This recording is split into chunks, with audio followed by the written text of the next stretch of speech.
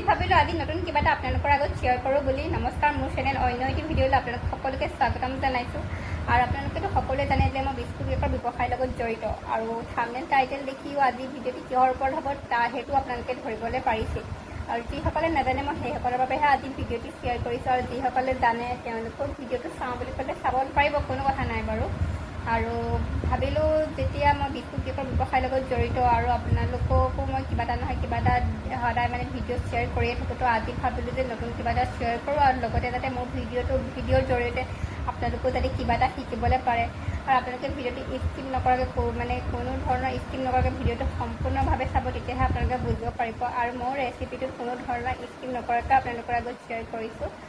তো আপোনালোকে ভালদৰে বুজিব হ'লে, ভালদৰে ঘৰত বনাম বুলি ভাবিবলৈ হ'লে তেতিয়াহ'লে আপোনালোকে সম্পূৰ্ণ ভিডিঅ'টো চাব লাগিব। আৰু দেৰি নকৰি ভিডিঅ'টোলৈ। তো মই আজি বনাব গৈ আছোঁ হোমমেড নানখাটা বনাবৰ কাৰণে মই লৈছোঁ 135 গ্ৰামৰ ডালদা ঘিউ, আৰু ডালদা ঘিউ 135 গ্ৰামৰ মই জুখি লৈছোঁ। আপোনালোকেও ৱেট মেচিনত তেনেদৰে জুখি ল'ব।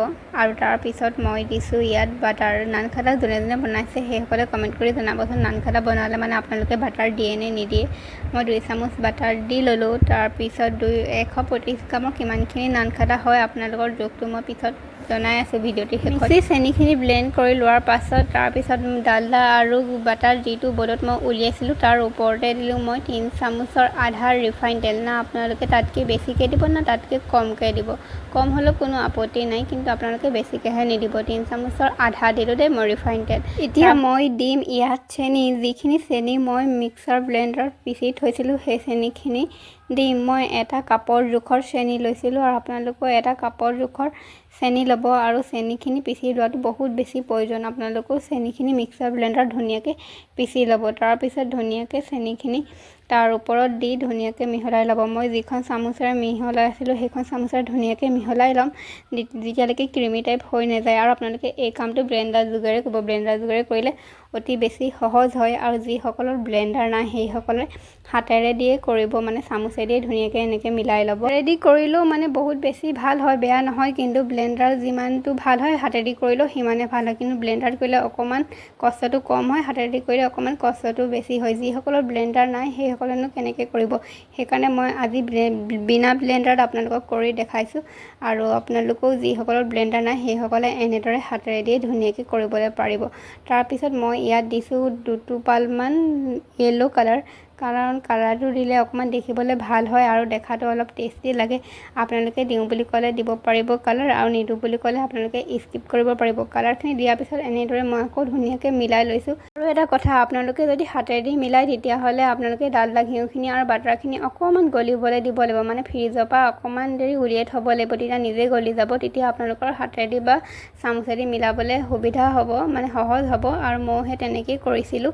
আৰু সেইখিনি মিলাই লোৱাৰ পাছত ইয়াৰ ওপৰত দিলোঁ মই 4 চিকুটমান এইটো বেকিং চ'ডা, বেকিং পাউডাৰ নহয় কিন্তু বেকিং চ'ডা দিব। আৰু মই বেকিং চ'ডা দি ধুনীয়াকৈ মিলাই লোৱাৰ পাছত তাৰপিছত মই ইয়াত দিলোঁ 2 কাপ ময়দা। এটা কাপৰ জোখৰ 2 কাপ ময়দা দিছিলোঁ, আৰু আপোনালোকে এটা কাপৰ জোখৰ 3 কাপ ময়দা দিব। কাৰণ মই 2 কাপ ময়দা দিয়াৰ পাছত বহুত ঢিলা পালোঁ, আৰু সেইকাৰণে মই পিছত আৰু অলপ দি ল'লোঁ। সেইকাৰণে আপোনালোকে 3 কাপেই দিব। আৰু যদি তাৰ পিছতো আপোনালোকে ঢিলা পায় তেন্তে আপোনালোকে ময়দা দি মঠি গৈ থাকিব।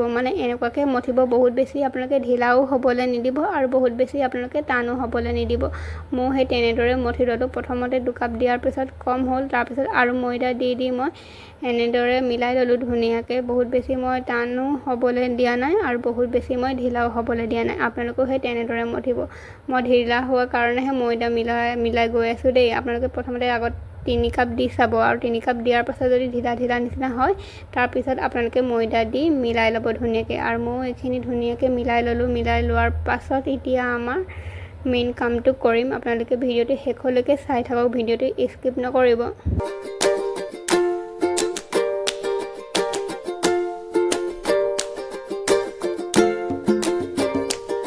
ধুনীয়াকৈ মঠি মেলি লোৱাৰ পাছত এতিয়া মই এখন বাচনত লাডু নিচিনাকৈ গোল কৰি লাডু শ্বেপত থৈ গৈ আছোঁ। আৰু আপোনালোকেও সেই তেনেদৰে কৰিব। মোৰ হাতখনলৈ মন কৰিব মই কেনেদৰে কৰিছোঁ, আপোনালোকেও ঠিক সেই তেনেদৰে কৰিব। আপোনালোকে লাডু শ্বেপতহে কৰিব, পূৰা লাডু নিচিনাকৈ বহুত বেছি টানকৈ আৰু বহুত বেছি জোৰেৰে নকৰিব। বহুত বেছি টানকৈ আৰু বহুত বেছি যদি জোৰেৰে কৰে তেতিয়া নানখাটাকেইটা একেবাৰে নুফুলিব, বহি যাব।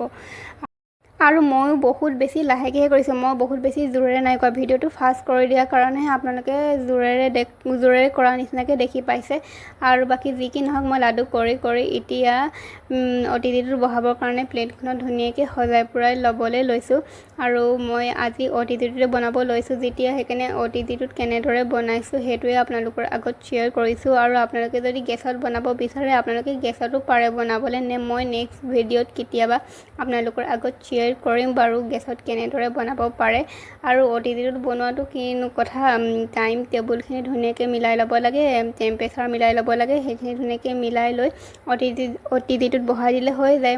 নানখাটাকেইটা অতিথিটো প্লেটখনত মই ধুনীয়াকৈ সজাই পৰাই লৈ ল'লোঁ। আৰু আপোনালোকে কেনেকুৱা দেখিছে কমেণ্ট কৰিবলৈ নেপাহৰিব। আৰু এতিয়া মই অতিথিটোত বেক হ'বলৈ দিম 30 মিনিটৰ কাৰণে। আকৌ এতিয়া মই 30 মিনিটৰ পিছত আপোনালোকক লগ পাই আছোঁ।